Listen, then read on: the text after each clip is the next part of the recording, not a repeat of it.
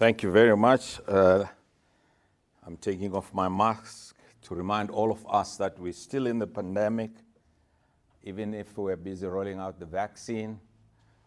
Again, the mask is still the best way to protect us from this deadly virus.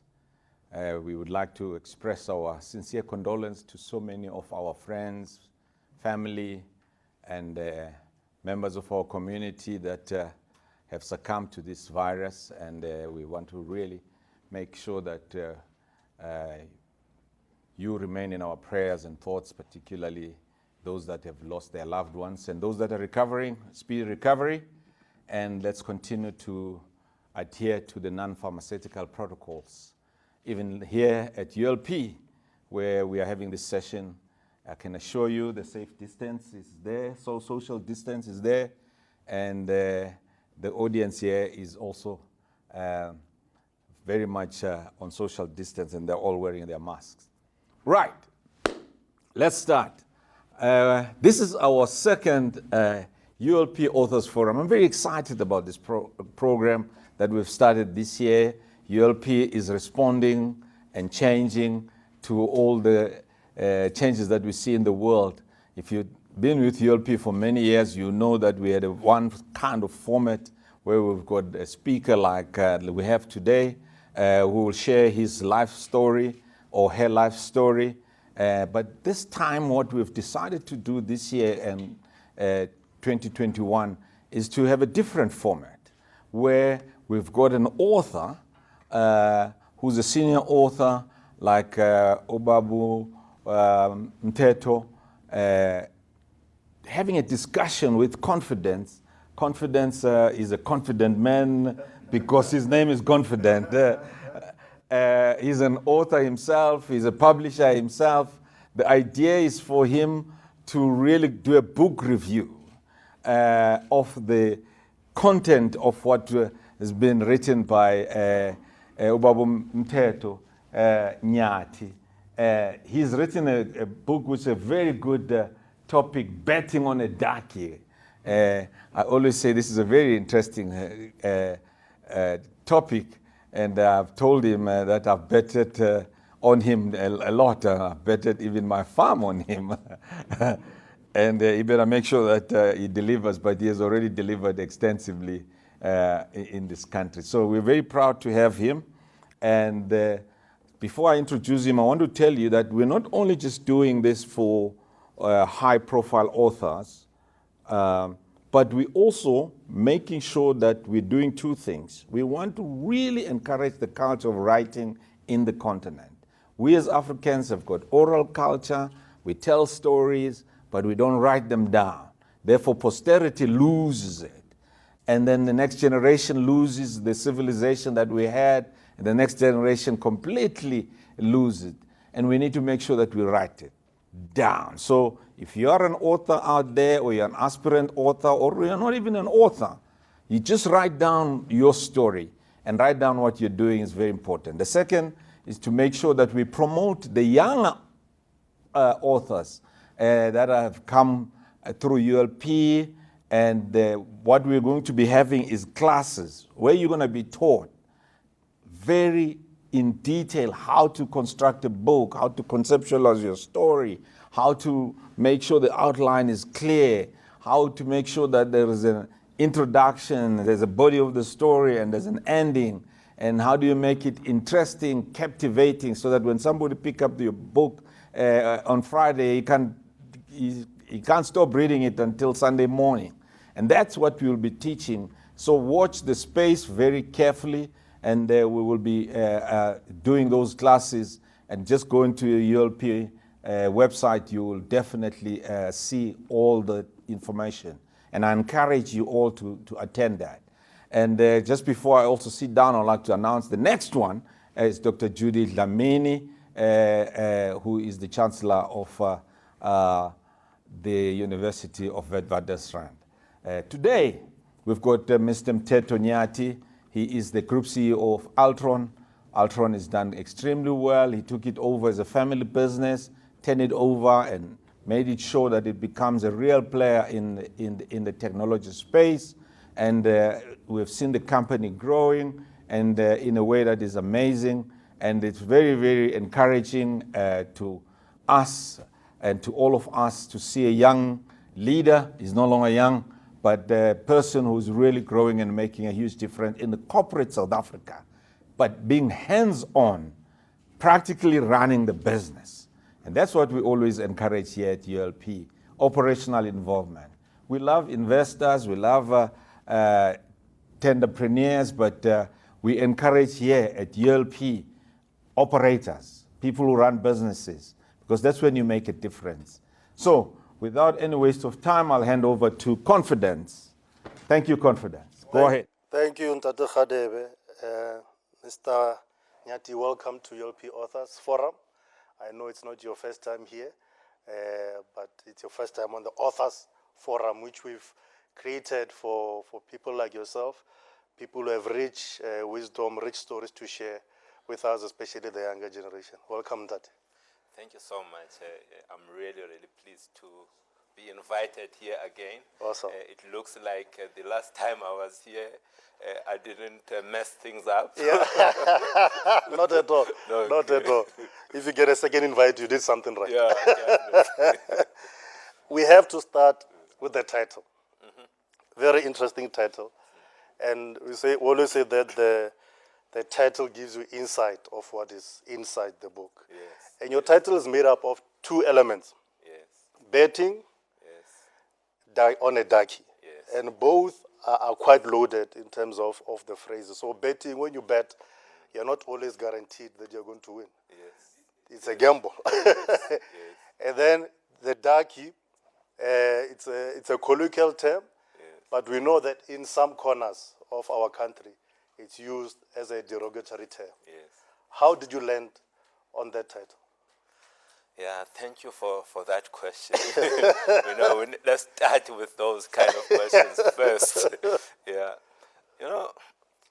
I always say that one of the things that we need to do if one is going to be, I would say, when I talk about self-mastery, one of the items that I focus on there when it comes to self-mastery is this thing of embracing your identity.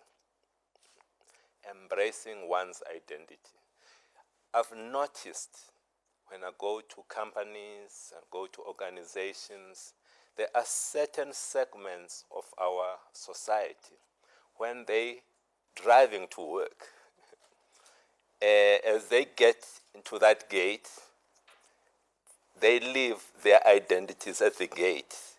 They become somebody else, I don't know who, for almost 8 hours, and they reconnect with themselves when they're driving back home. And I'm saying, most of the time, people are these things, they're acting. We need to connect with who we are. I'm a black person. I need to be comfortable with my blackness. In fact, there's no mistake that was made that I was made a black person. So is any other person who happens to be black out there. The same with an Indian person, same with a white person. We need to embrace who we are. So this thing of being very bold about Daki, yes, some people are using that word in a wrong way, but many of us refer to ourselves as Dakis. Yes, sir. In a, we are really, really affectionate way. And I'm connecting with that side of things and saying we as Dakis, we need to embrace who we are and take who we are into the spaces where we are expected to be leading. If I'm leading as a black person, there's some advantage that I bring because of who I am. Yes. When we talk about Ubuntu, that's what I bring.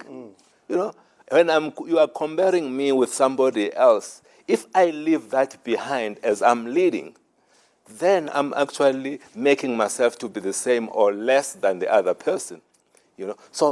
So this is a very deliberate thing on my part to say, let's embrace who we are. So that's the first thing around the Daki thing. Then the second part, which is on the betting side, when I look around, many, many people. You can, I don't know of any one person who is the so-called self-made. People are helped by others. You may be a president, but somebody did something somewhere to help you to be that. But when you look at the people that continue not to be given opportunities in this life, it's black people. Black people, we struggle. We find it's so difficult. Other people, they are given opportunities. And all I'm asking here is that let us give opportunities also to black people. Let us bet on the dark. When you are giving an opportunity, you never know whether that person is going to be successful or not, but you are betting on them. As I'm saying, let us also bet on black people. On the dark. Yeah. Well put, well put. In your book, one of the first people you mentioned, in your first chapter, the shopkeeper's son. Yes. Somebody who, I guess, had no choice but to bet on you. Your mother. Yes. You speak very affectionately about her in the book. Can you Yes. just give us a snippet of the things that you learned from her? Yes. She was a powerful woman, Yes. a leader, a female leader. Yes. Can you tell us a little bit about her? Yeah. So my mother married my dad. My dad at the time already he was divorced, so he had already 6 children. So just even that, for somebody to go into an environment where you are going to be inheriting, if I can use that word, 6 children, that requires some kind of a courage and bravery. So she's that person. She put herself into that environment. That's never a simple environment to put yourself in there. She then subsequently had 4 children of her own, right? So all in all, we are a family of 12. 2 of our parents and then and myself and 9 siblings. So a very large family. And both of them were teachers, our parents were teachers. But because of the size of, our families, it's like a lot, they were struggling with their salaries. And my mother made a decision. She cashed her pension, took all of that money, she went to start a business. I must say that it is that business that transformed the entire family. The choice that she made to go and start up this trading store is the thing that helped all of us. Almost all of us have got degrees. Who was supporting us? It was not my father. It was that shop supported us. And many, many, many other people from our extended families benefited. And many people from the communities, some people that we don't even know, she was helping, right? So what is it, you are asking the question, what is it that one picked up from her? Yes. What I picked up from her is, as her elder son, I had to be behind the counter, coming back from school, behind the counter. What I picked up was, I would say 2 things, really. How she treated the people that she had employed. How those people were contributing to the running of the shop. Let's do this now. Let's test that product. Let's do this. This is what I'm picking up. She was not the boss. Yes, she invested in the shop, but the ideas were coming from everywhere, right? And how she treated them with respect, these people. That, to me, left a mark. So that's the first thing. The second thing is her focus on customers. How she treated those customers, how she made sure that we are relevant to those customers. We used to go each and every day, go to the bakery, which was like 25 kilometers from where we're staying. By 4:30 up, going to get fresh bread, fresh whatever, fresh milk, fresh veggies, so that when we open the shop, people are getting fresh food, fresh product. And that the care for her customers is something that remained with me. So fast forward to today, if you were to look at almost all of the operations that have run, there are two things. There are two things that are always there in terms of the strategy that I drive in each and every company that I work for. It's the focus on customers. It's like something that is always there, focusing on customers and focusing on people, the employees of the company. Those two things, if you just get those two things right, the chances are it's very unlikely that you are going to be, you're not going to fail. Yeah. Wonderful. There's something also I've noted from that. You used to wake up at 4:30 in the morning. Yes. I believe even to this day. That's a problem. I never know, confidence. I never know whether this is how I was born. I was born to be someone who wakes up early. Or is it because of that, that child labor that my parents were using? There's a club. Actually, it comes from a book called the 5 a.m. Club. Yeah. So you're the 4:30 a.m. club, not even the 5 a.m. club. Now, something I've also noted. You've spoken about your mother and the powerful leader she was. Yeah. In your interactions with your father. One of the things you've written is how he wanted you to be a doctor. Yes. And in his period, or in the time when he went to study, he had enrolled to be a doctor. Yes. But the system didn't allow him to become a doctor. Yes. And I guess the wishes that he had for himself, he passed on to you, but you defied him. What was that interaction like? Look, my dad is another very strong role model in my life. If you think education, I got the other things from my mom, but when it comes to education, the love of education, that is my dad, And bring to that also the love of the math and science. He is very, very strong, was very strong on that side. And is somebody that when he picked up that one of my schools was not doing very well with regards to the math and science, one of the holidays, I did not have a holiday. He decided to teach me, Wow. So he shaped, now I'm in technology, I'm in IT, I'm an engineer, he shaped me. But he has never heard of engineering.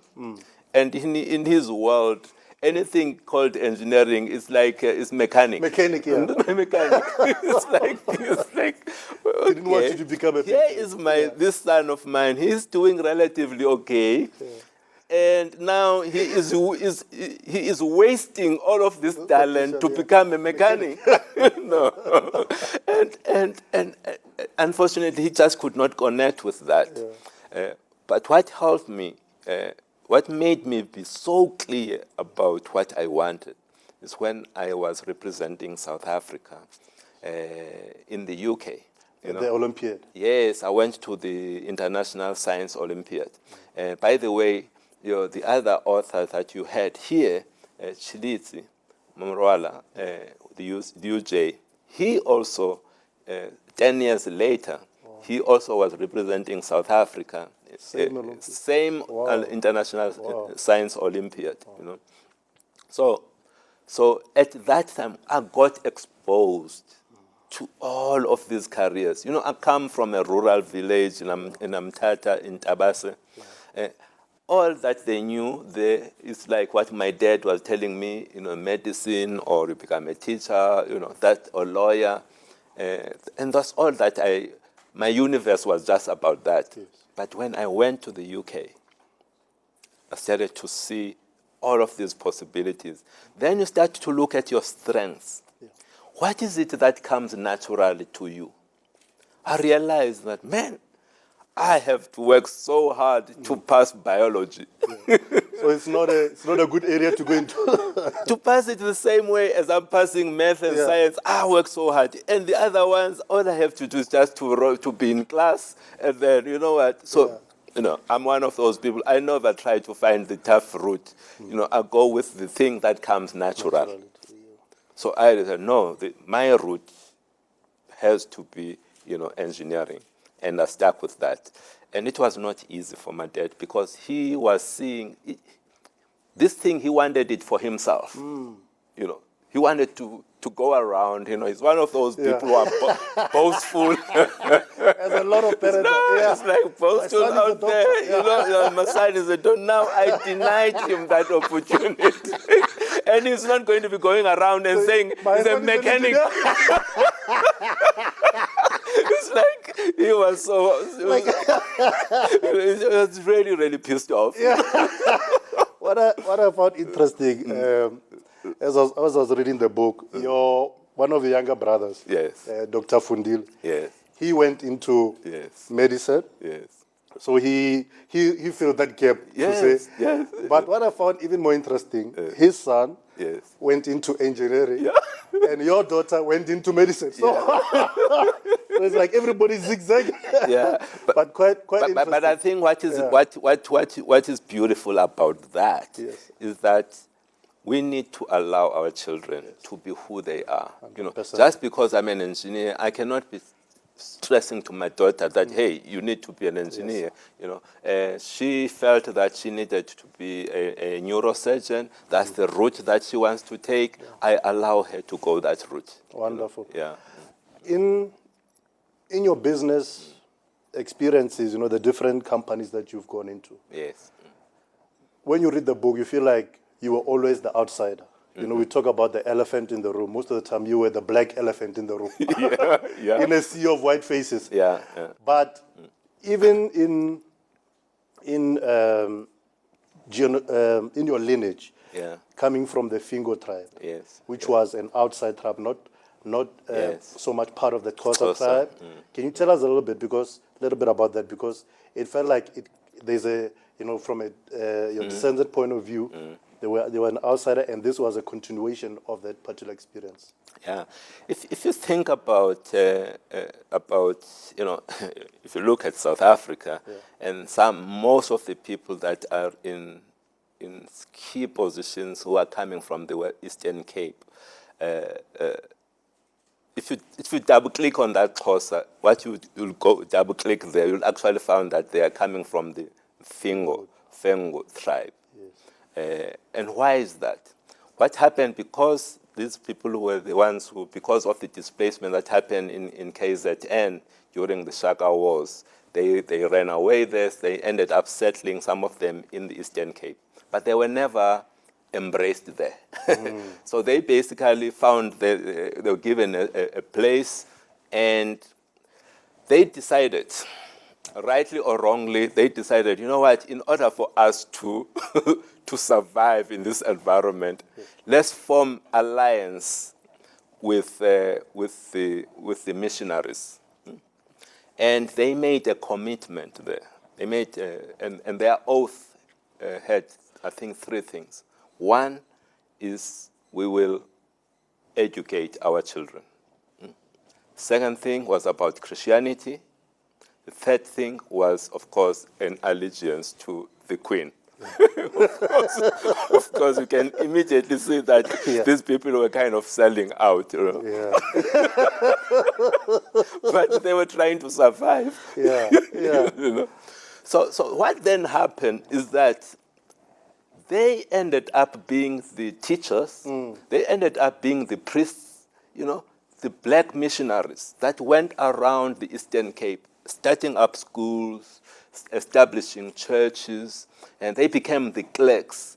They were the ones who quickly ended up getting educated, and so their choice had lasting. I mean, it's one choice that they made about 150 years ago, but you can still see the effects of it today. You know, of course, if you look on the surface, you don't see the difference. But if you double click, you can see that. Oh, okay, Tabombeki. Okay, it comes from that. This you can see. It is so clear. You know, so that element of being an outsider comes from that, and that element of being always in a kind of like a relatively new environment where you are not necessarily part of the majority. It comes from that.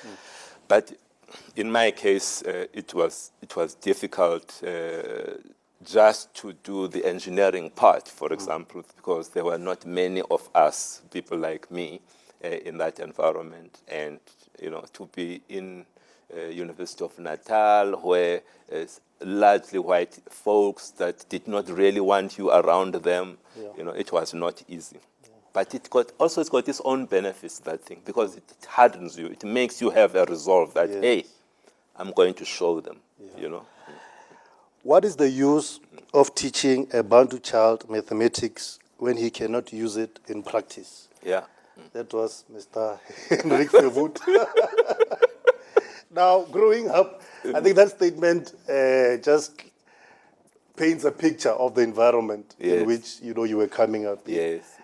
How did you fight those forces? Because, as you rightly say, you know, they were coming from left and right, front and center. As you come in the classroom, you're probably the only black, you're unwanted. How do you fight those forces that are mostly internal but also external? Yeah, I think for me the turning point was when I was in grade 12.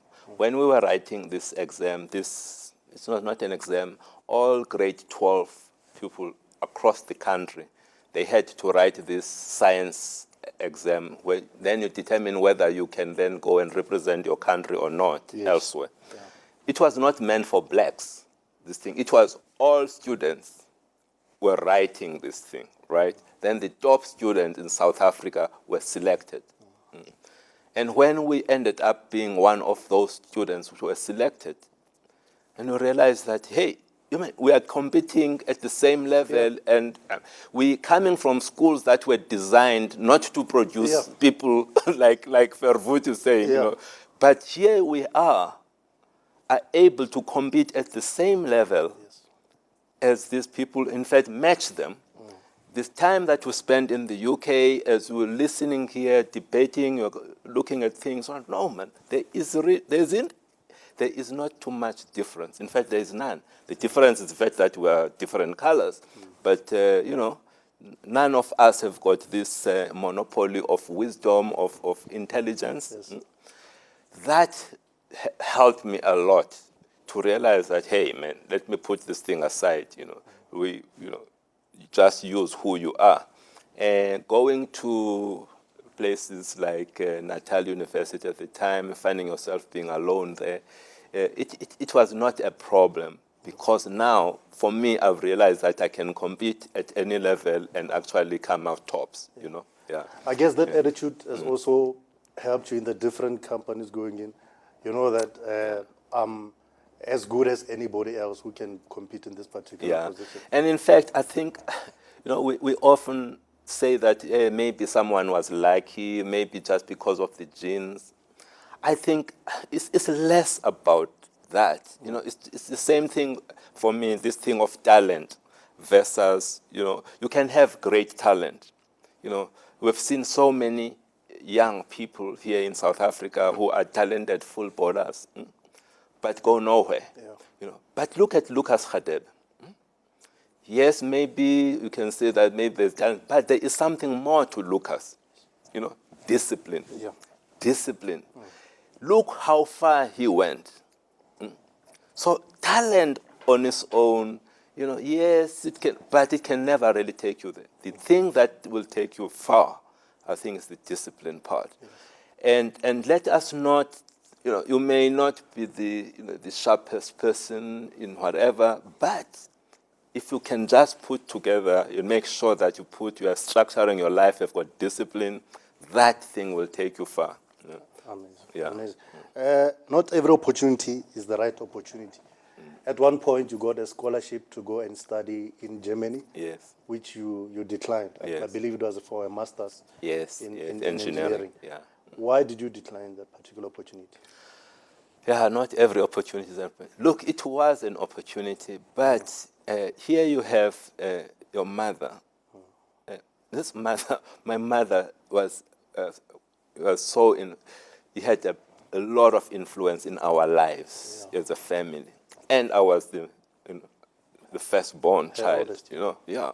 So, and she is sick, and you can see that.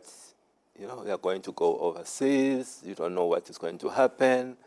And I've finished my engineering degree. I can always, and here you have, because I had a scholarship from Afrox, so I already had a job waiting for me.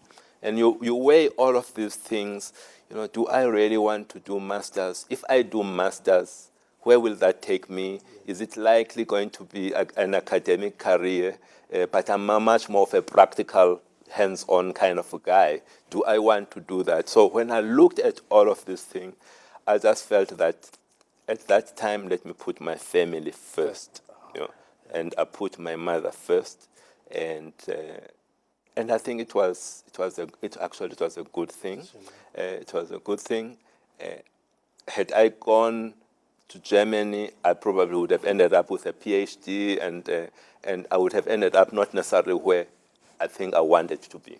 Not that I would have passed and managed to get that, but I don't necessarily think I would have enjoyed, that space. That It's space. not where your heart That's was. not where my heart is. Yeah. Don't mess up. Those are the words of the late Ngati Lord Ndlovu. Hey, that man. Yeah. Can you tell us, he's one of the people that took a bet on you. Yes. You've spoken a little bit about Afrox. Yes. He was in the HR department in Yes, Afrox, and yes, yes. he took a bet on you. Yes. Can you tell us a bit about him? This is such a powerful human being who does not even want praises.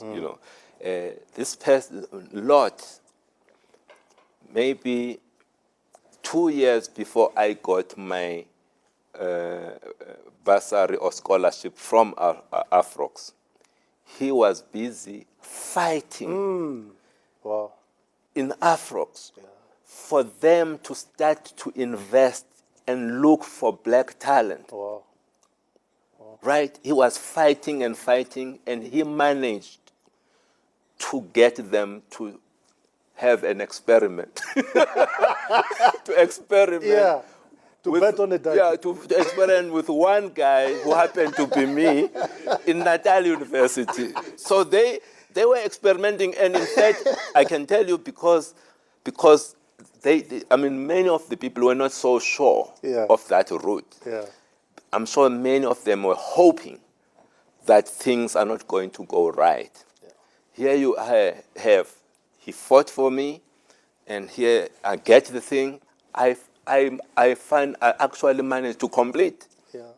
That is like, it's so bad for some of the people who did not want to go the direction that he was asking them to go, but it's great for him. Yes. Because I did not let him down. Yeah. Now, because they're not sponsoring you just to be there, to be sponsored, to sit. They're sponsoring you to come back to work. You now need to be tested in the world of work.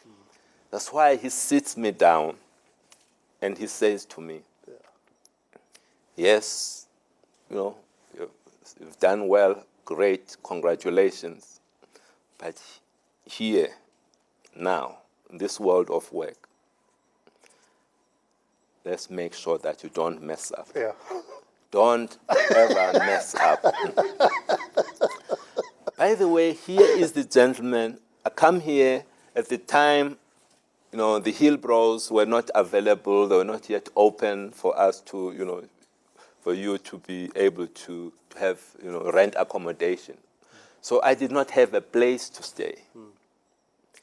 He goes and finds a friend. Deep Kloof, convinced that friend to keep me there. I mean, this person, the impact that he has had in my life, and that is Lord Ndlovu. Yeah. And he has done that for so many other people. 100%. That's who he is, he did that through BMF, touched so many lives. Yeah. But I never failed to mention his story because I'm just talking about my life. He changed my life. Amazing, amazing. Another person at Afrox who essentially brought you in when you were an outsider was Mr. Neil Greenfield. Yes. Can you talk about him a little bit? Neil Greenfield, you'd understand why he did that, because he's a Jew. He's a Jewish South African. All right. So if you, I mean, you immediately you would get that Jews would, given the fact that they are minority in the world, their worldview is that they would be open to bringing people who they feel is going through the same challenges as they are. So Neil, here I am in this environment. They managed to bet on me, albeit because of the push from Lord. First bet, first bet. But now nobody really wants to have this guy working for him,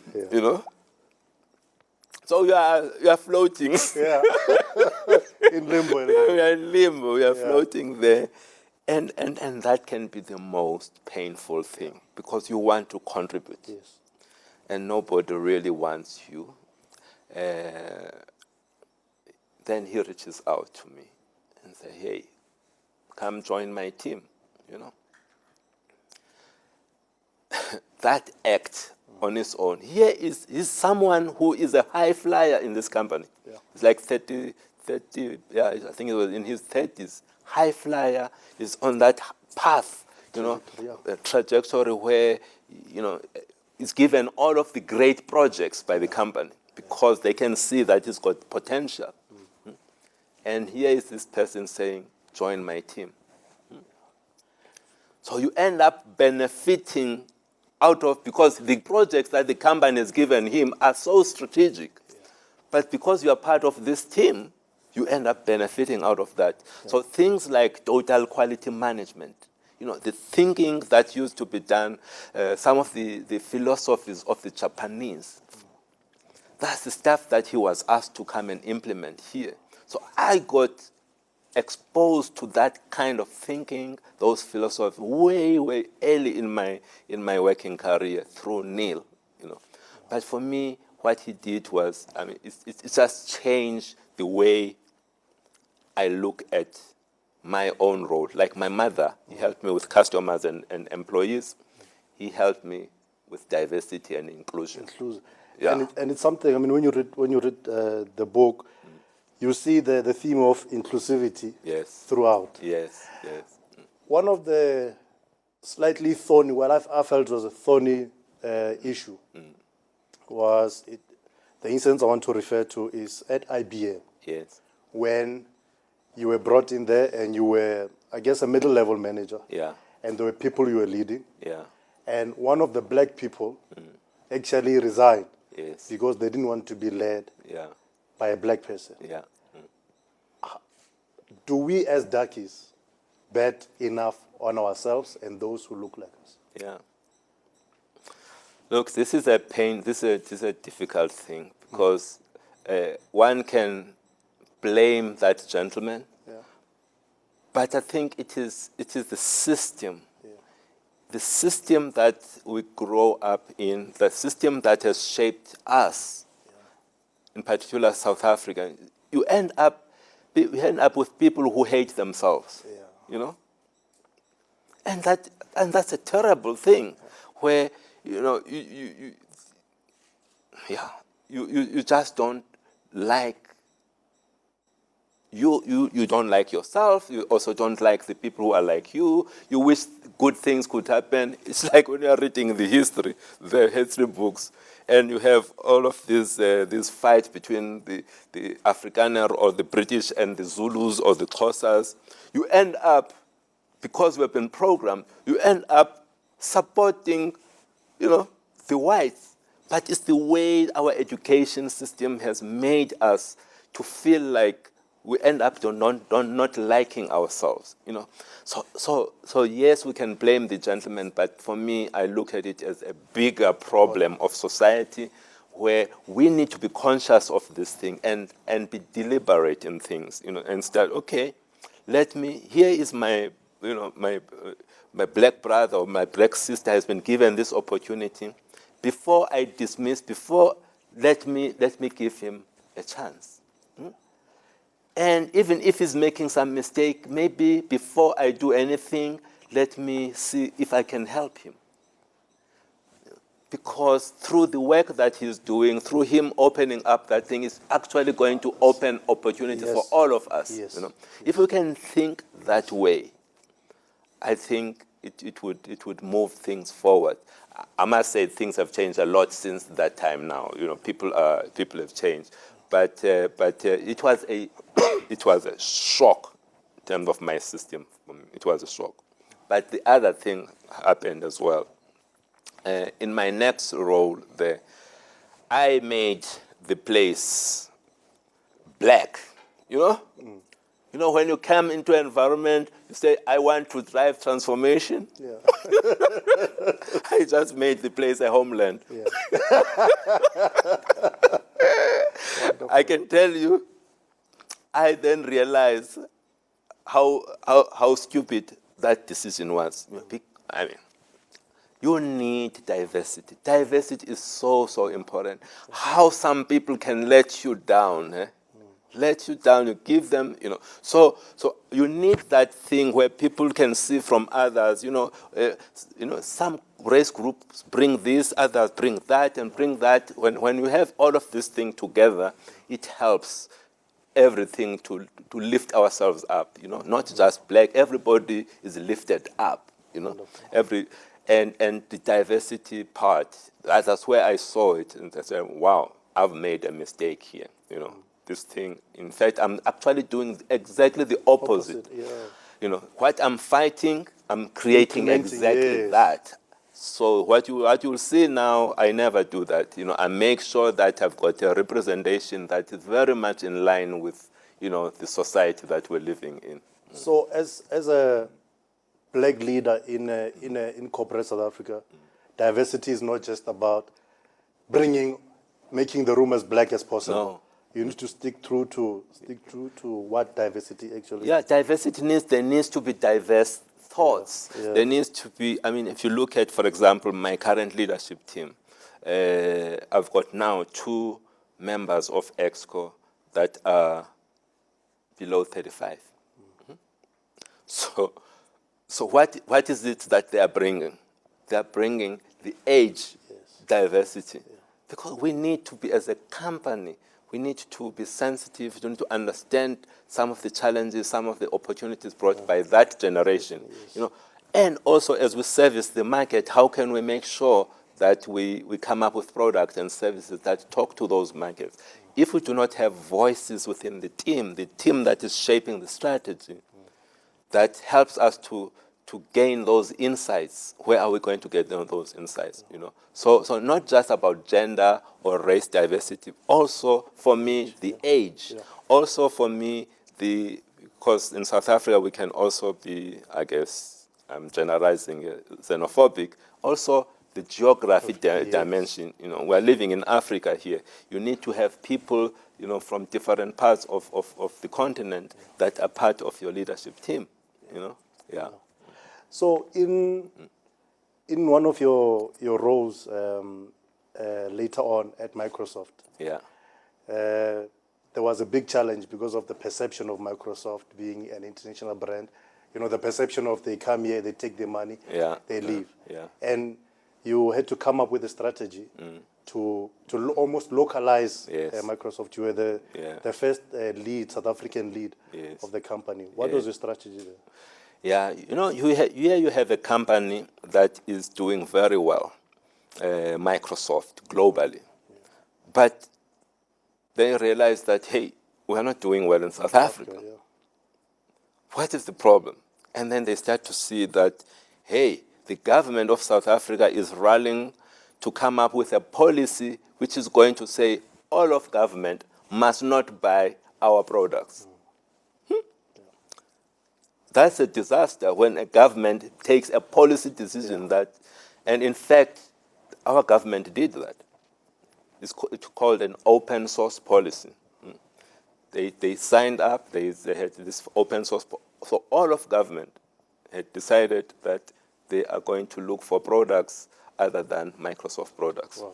That's a disaster for a company, you know. So I arrived in that environment where the company was not doing well at all. Yes. And the relationships with the government was also not so great. And how we were viewed largely by the public was this arrogant company that's run by white people that is not talking to the needs of the general public of South Africa. So the good thing is that before that assignment, I had spent some time at Yale University. Yes. Yeah. And that Yale experience, what it helped me with was to try and connect, because what they do, they identify leaders around the world. They identify leaders who are in the what they call mid-career, you know, around 35.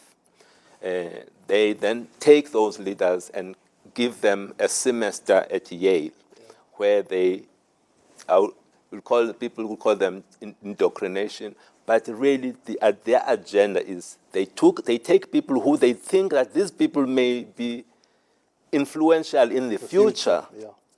Let's then infuse in them, let's then help them understand that it's not always about profits. You can try and have run a company that is doing good business, making profits, but also doing good, you know. In the community. Yeah, in the community. Try and find that intersection point where, yes, you are running a good company in terms of compliance, in terms of governance, in terms of ethics, you know, but at the same time, it's a company that is that's got a social conscience. Yes. So that is really that Yale program. That's what it did. Yeah. And when now I get approached by Microsoft, and as in fact I was almost leaving South Africa at the time. I had taken a job in the US with IBM. Yeah. Then Microsoft comes in and say, hey, we've got this thing, and here are the challenges. Yeah. I felt, you know what, this is precisely, their problem is precisely what I was being trained at. The Yale Fellowship. The Yale Fellowship helped me with. Let me go and put it into practice. You know. So their challenges was this thing of being irrelevant, being seen as irrelevant. All we are doing is to just take up. So to cut the long story short, our plan as a leadership team was that we need to come up with a national plan. How do we connect Microsoft, align Microsoft with the priorities of South Africa? So that was what we did. You know, what are the priorities? At the time, those priorities were reducing unemployment. It was about education. It was, you know, about health. You know, a number of 5 things. Yeah. So we identified really 3 things where we believed we can make a difference. Youth unemployment, that's one of the areas, and also when it comes to SMMEs and also teachers, you know, education. So we spent so much to try and help our teachers in South Africa, the principals, digital literacy programs, you know, things like that, things that you're not donating anything to anybody, but you are building capacity. You know, because you are training that teacher, you are training that principal. How many students are going to go through that? You know, to that. So you are investing not just for today, but for the life of that principal, the life of that school. So that is what we focused on, and we also remember, as part of we took a program called Student to Business. So we're taking unemployed graduates, training those unemployed graduates, and then placing them into our partner network. Over the period, we placed about 8,000. Wow. You know, these are people that 8 months ago, they were carrying this thing, I'm unemployed and this. 8, 9 months later, they are busy coding, they are busy doing some work, real work. I remember we partnered with a friend of mine who is in Salga, who's running Salga. And he said to me, hey, we've got so many municipalities that they don't have IT people. And we need to have IT skills in this community. I said, okay, I'll train these young people for you. What I want from you is that I want you to give them jobs in these municipalities. Yes. You know, we train them and give them the skills. So we had a deal. We're able to place 200 of these young people into municipalities. Yes.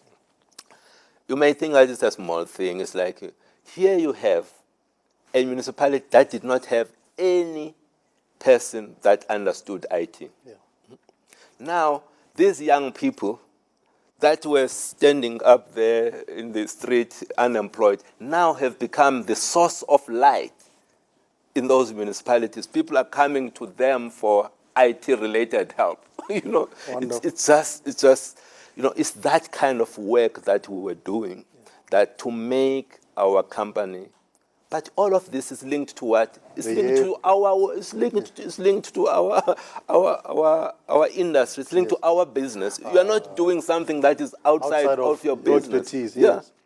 But in fact, you can even say our approach was so selfish that it helped us to grow our business. Wow. What do I mean by that? I mean by that, one of the questions I was asked by our leaders in Microsoft UK, US, said, hey, you guys are doing relatively okay, you are fine, you're doing well, but what will stop you? What will threaten, what will stop you from growing fast? I said, you know, we've got a problem with skills in our country. The lack of skills is going to be the thing that stops us from growing.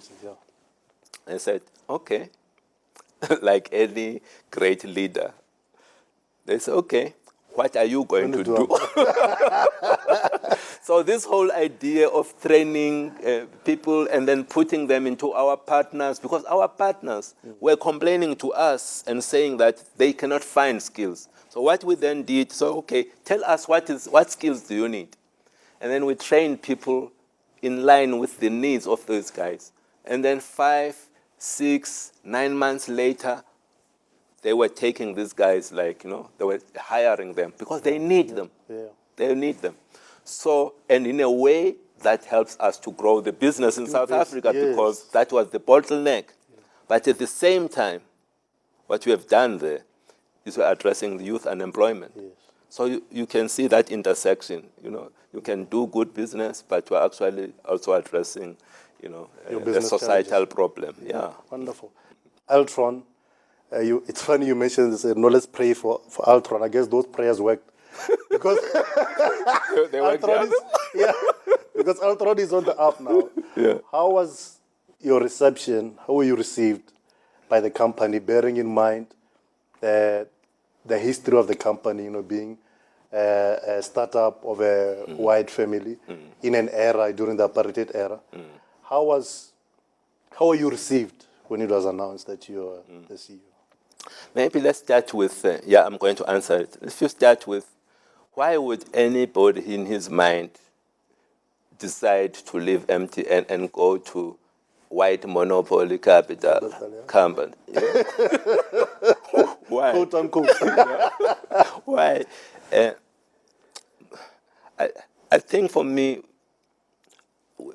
this thing of labeling things is a problem for me, because what does white monopoly capital mean in the first place? So I have a problem with that thing. And if you do not define things properly, you're starting from a wrong place, you know, and you'll never come up with a right answer because you have not done the right analysis of the problem. But in any way, put that aside. I feel that we need to, instead of breaking things up, instead of killing things, or destroying things, let's change these things to serve us. You know? It's easy to go and break and destroy. There's no Altron now. Yeah, we've managed to get rid of this white monopoly capital. But think about it. What I found in this white monopoly capital, I found that 60% of the employees are black. So I don't know whether people think about these things when Well, if you destroy this, what does it mean? What does it mean if you now go and get rid of Old Mutual, get rid of Sanlam? Think about these things. And also think about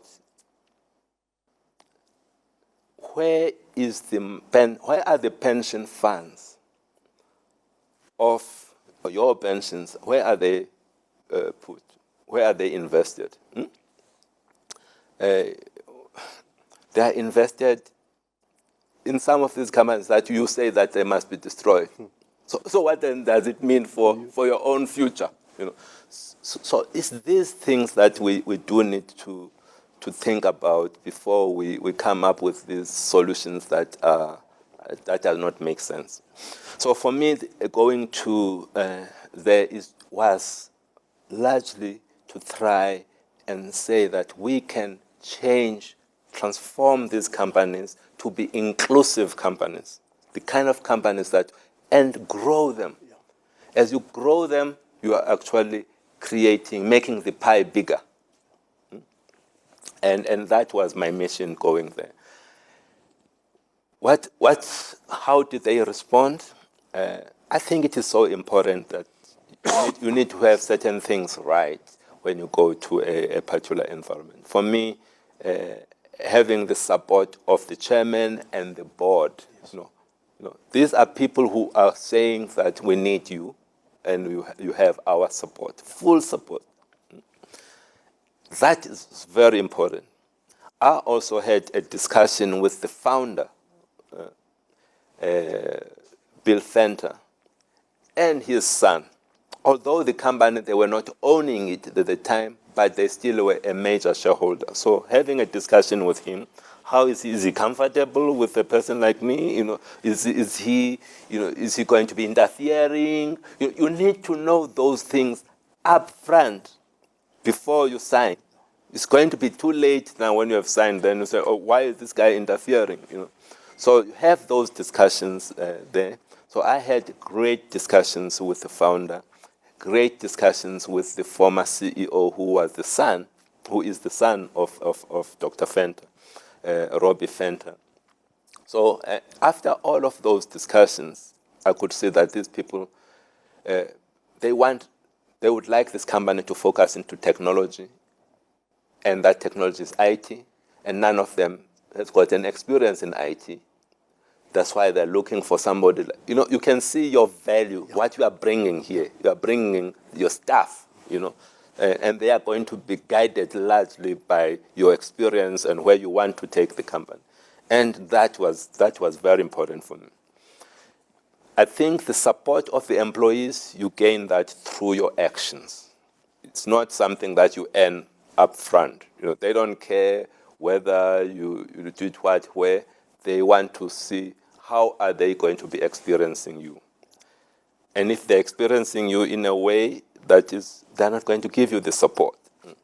So my advice to people who find themselves in similar kind of situation is we typically go into these environments and stand up in our first week in the job and declare this is our strategy. But how can you even figure out strategy in 1 week? So that's a problem.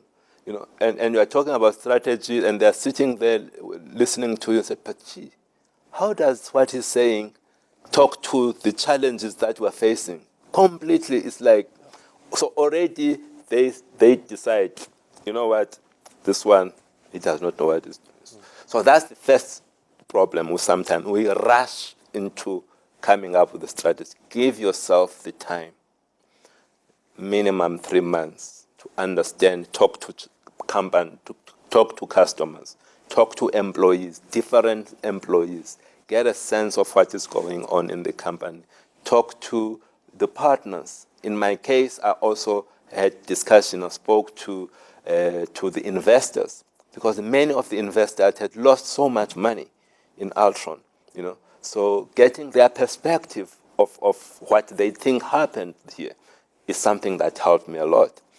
I know some CEOs, they like to delegate that responsibility to the CFO, I say that's a mistake. You need to be part of the discussions as you engage with your investors. You need to be at the center. Yeah? So I engage them. But they also look at your appointment, the people that you are appointing. You're coming now, appointing people. The first person I appoint, he comes from the Eastern Cape. He's a Xhosa. The second person is actually, may not be coming from Eastern Cape, but the same clan as me, you know.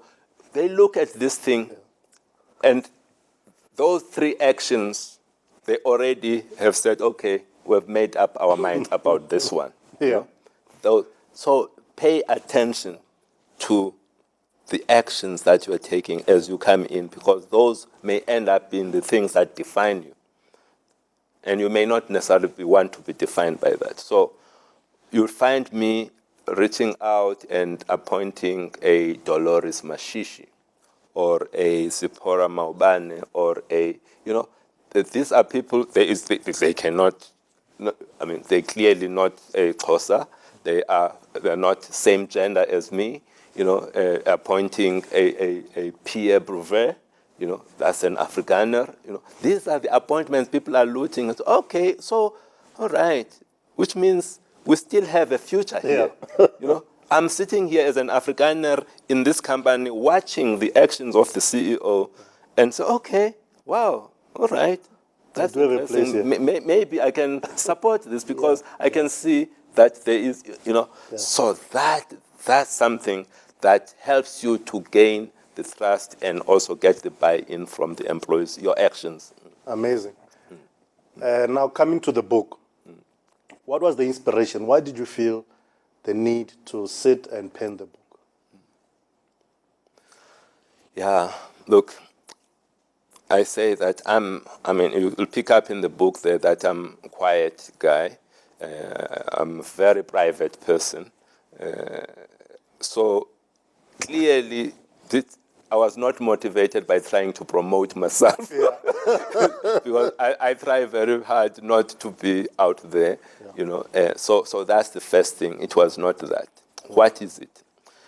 For me, there are so many people that I mentor. So many. And I gain, and I enjoy doing it because I gain so much. They gain from me. If you can start to see somebody's career, how it's progressing, it's great to see, these human beings realizing their potential through the association that you have with them. But I'm also somebody that is active on the LinkedIn platform. The requests that I get there for, can you be my mentor? And you realize that there is just no way. I've got a day job. There is just no way that I can fill all of these requirements. So it is through that then I realized, no, man, maybe if I can write a book, and a book that will be transparent about my experiences, so that somebody, if can pick up the book, can be able to learn from the book. This book has to be simple as well. We live in a world where if people don't understand you, you feel good because somehow you think that they think that I'm intelligent. So it was a very deliberate thing on my part to use simple language in that book, so that what's interesting because of that is that grade 9, grade 10, grade 12 students, they are able, parents give them this book, they're able to follow it, and they get it, But I never even thought of them as being the audience when I was writing it. But it was more about sharing the experience and helping people not to repeat some of the things, or to give them heads up about what to expect in this work environment through my own experiences. So that was the motivation, So the journey itself of writing the book, You spoke earlier about discipline. Yeah. Yeah. How much discipline was involved? Because, a lot of people start books, but a lot don't finish them. Yeah. So what was the process, and what did it take from the first day you wrote the first word until the last dot? So it took me about 9 months. It took me about 9 months. And it's So you're something. pregnant? Yeah. Oh, I never look at it that way. Yeah, yeah. So I started, I think it was, I was on holiday when I started to write the outline of it. Started to think about what is it that I need to bring in. But I then realized that I need, because during the week I don't have the time.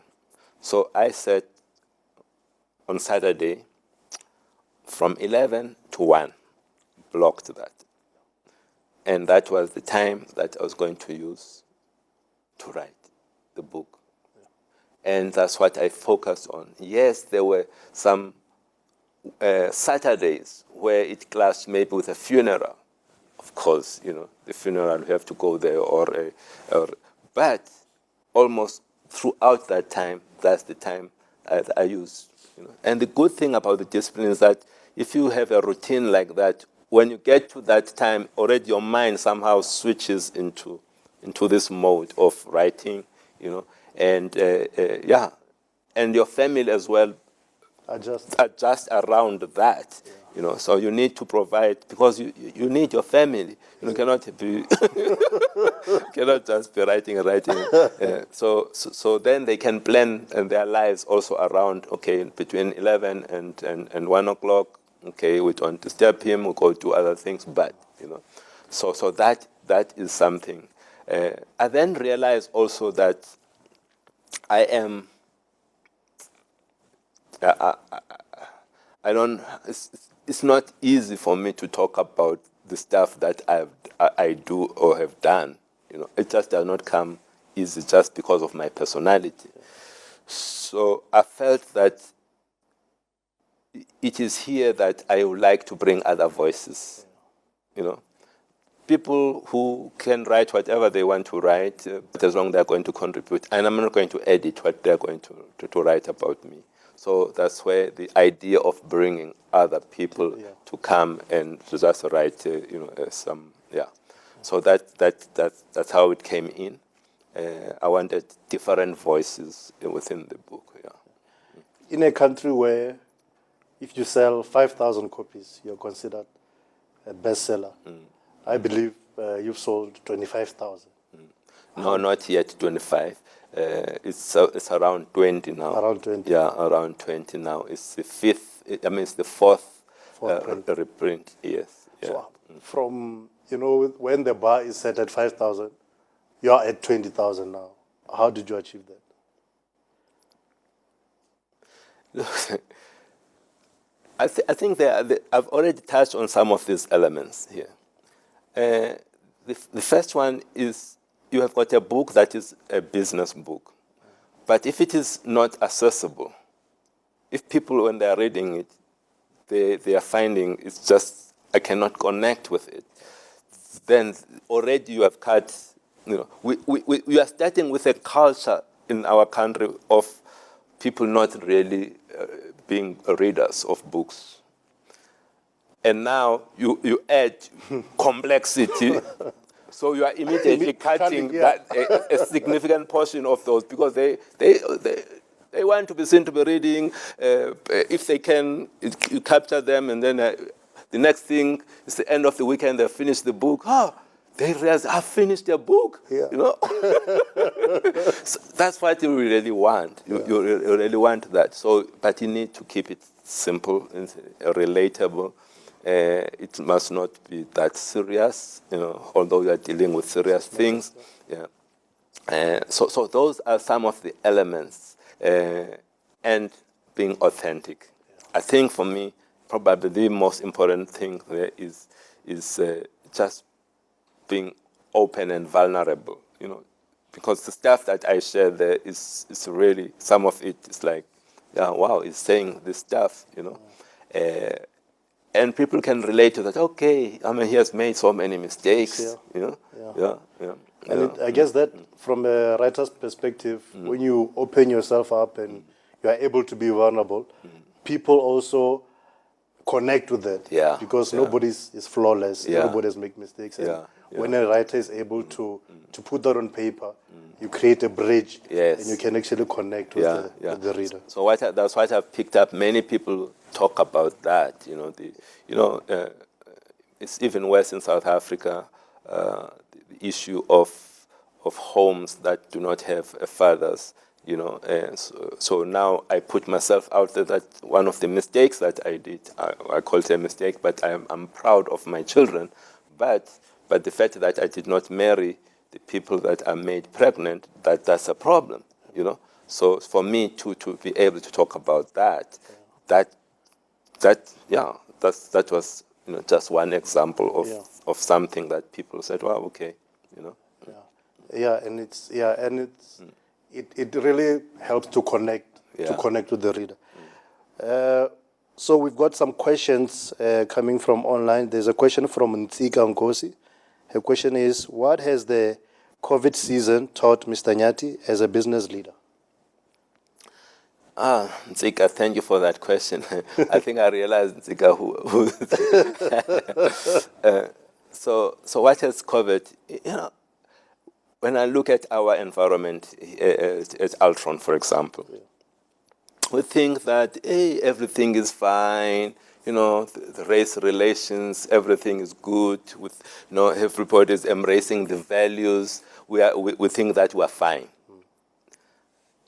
COVID hit us, then we realize, man, we've got some fault lines here.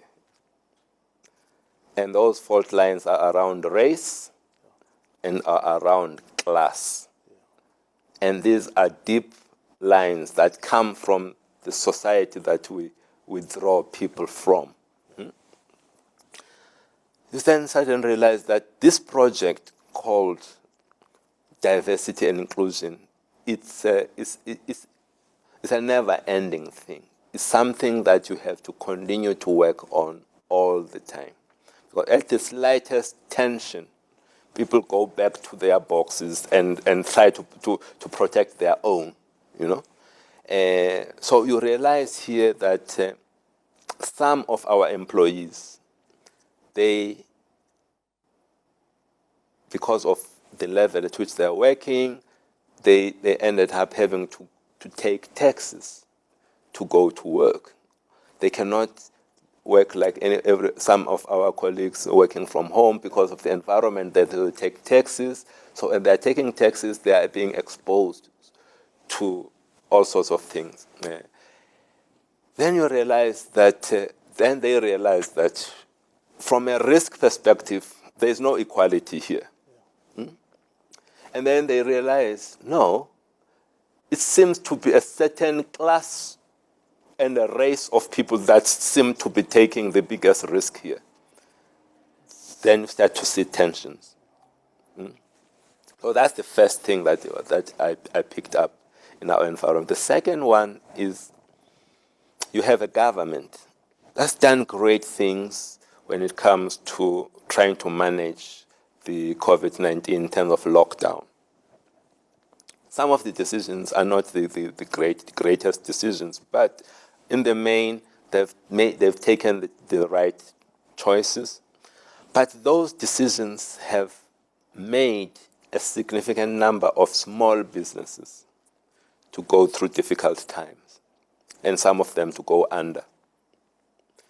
Who owns the most businesses in this country?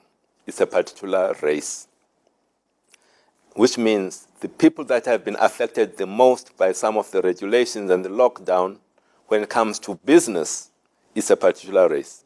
So in those communities, the discussions that are happening there about this stupid, so-called government that does not know what they are doing, look at the damage, but this is the government trying to do the right things. Yeah. But the discussions that are happening, the people are just looking at their immediate problems, right? Yeah. But then if you are sitting in those communities, you can then come to work. You may not be the owner of the business, but you have been influenced by the thinking that's happening in that. And you come here, you are managing people that you feel have voted for this government. How you end up treating them, you are treating them based on the issues that your group seems.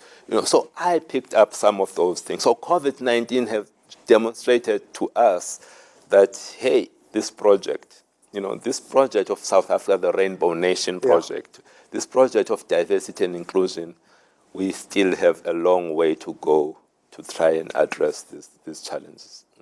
Yeah. There's a quote I love that says, leadership, it says example is the only form of leadership. And Mr. Nyati, you've been a great example to all of us. Thank you for sharing your story through this book. And I said 25,000. I believe you're going to clock 25,000 soon. Thank you. But thank you so much for honoring us and being here with us on ULP Authors Forum.